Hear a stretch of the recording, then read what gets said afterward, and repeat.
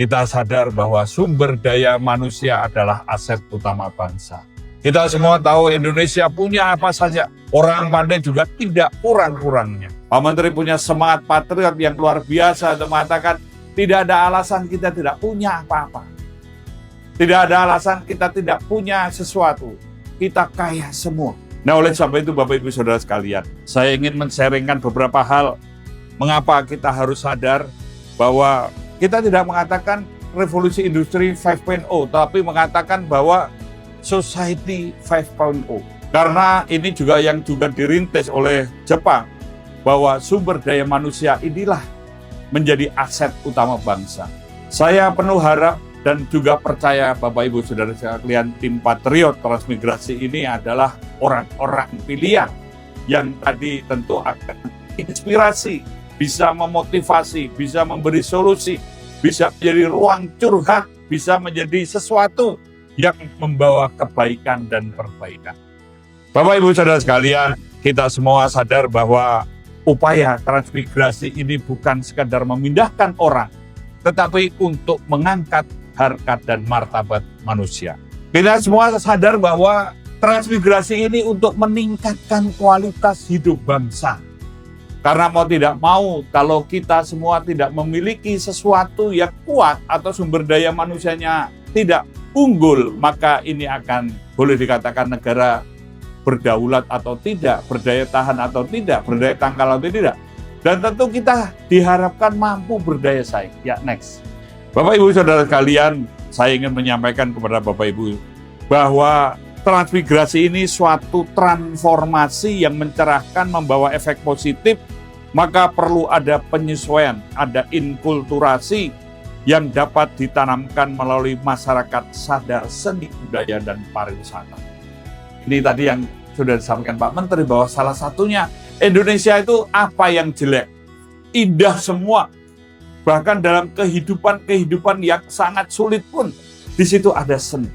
Mohon maaf kalau saya pakai bahasa Jawa, seni itu semelempit-melempit, ada di semua lini kehidupan.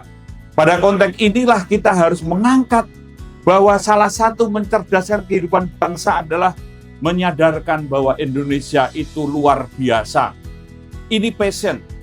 Jadi saya berharap Bapak Ibu Saudara sekalian ketika melaksanakan tim ekspedisi Patriot ini juga untuk melandaskan pada moral dan literasi. Tentu literasi Bapak Ibu sudah tahu ya, bukan sekedar baca tulis, tetapi setidaknya kita adalah bisa menyampaikan bahwa transformasi patriotisme dalam transmigrasi setidaknya mencakup yang pertama, cinta dan bangga sebagai anak bangsa dengan berbagai keindahan dan kekayaannya.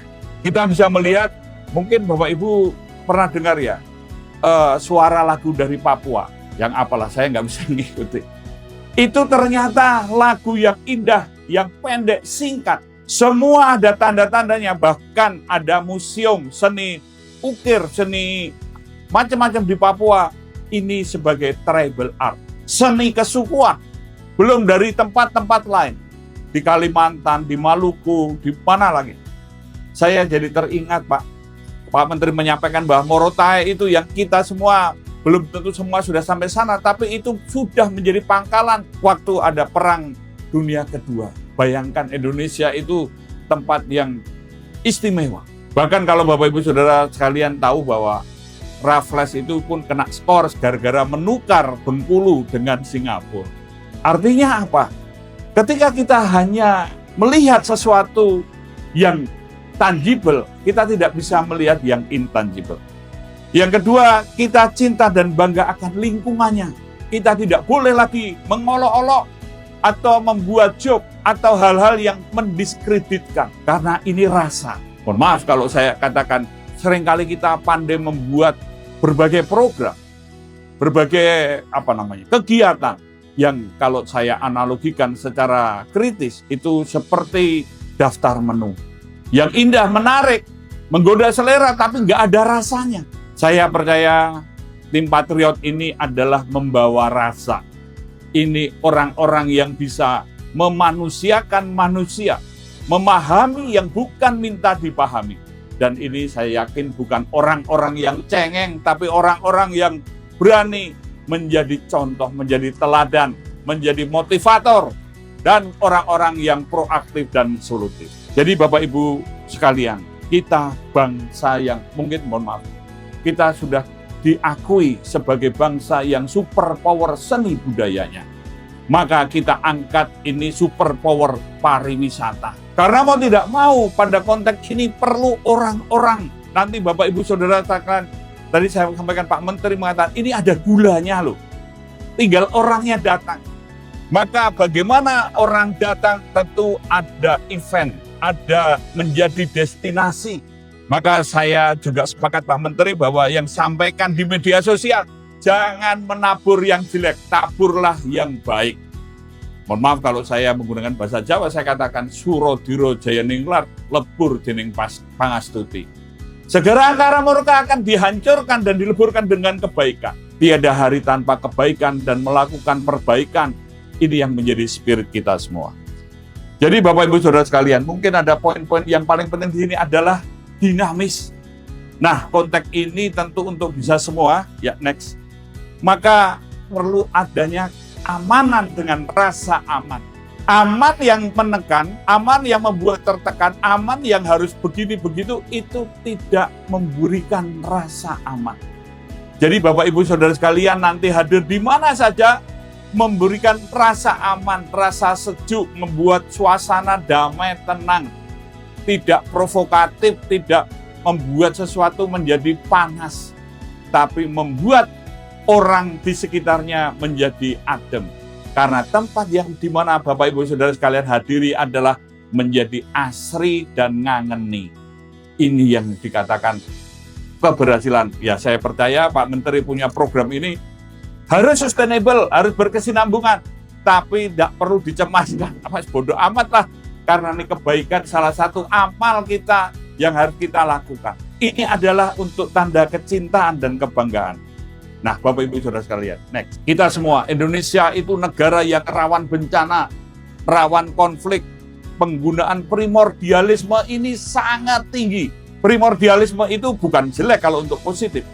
Tetapi tatkala dicari atau digunakan untuk sesuatu, mencari solidaritas dan juga legitimasi atau pembenaran, maka ini akan menjadi sangat berbahaya.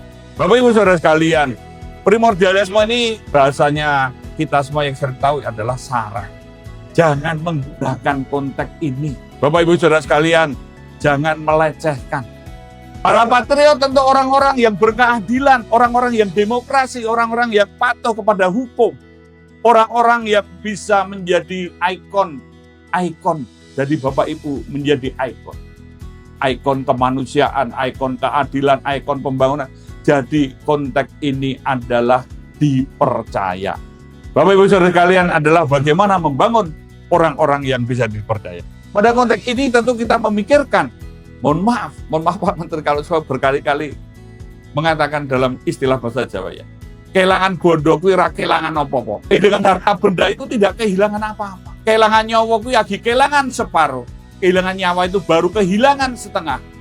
Kehilangan kepercayaan, kehilangan sakabehane. Kehilangan kepercayaan, kehilangan semua. Saya berharap Bapak Ibu Saudara sekalian, dimanapun berada adalah membangun kepercayaan.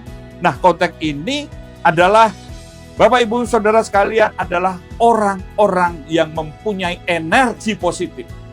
Di mana dibangun? Tadi Pak Menteri sudah mengatakan punya brand. Semua pikiran, cogito ergo sum. Ketika kita berpikir, maka kita ada. Pemikiran-pemikiran inilah yang Bapak Ibu tularkan. Bapak Ibu Saudara sekalian sebagai patriot itu, mohon maaf lagi, berani getih, yo nyontoni, yo ngajari, yo belani, yo ngancani, nek perlu bayari. Wah ini yang bikin mumet. Ya, tapi setidaknya punya ketulusan hati. Rasa tulus hati ini yang dilakukan. Kalau keberadaan Bapak Ibu Saudara bukan ancaman dan membawa manfaat, maka ini akan ada kepercayaan. Tim Patriot ini membawa manfaat.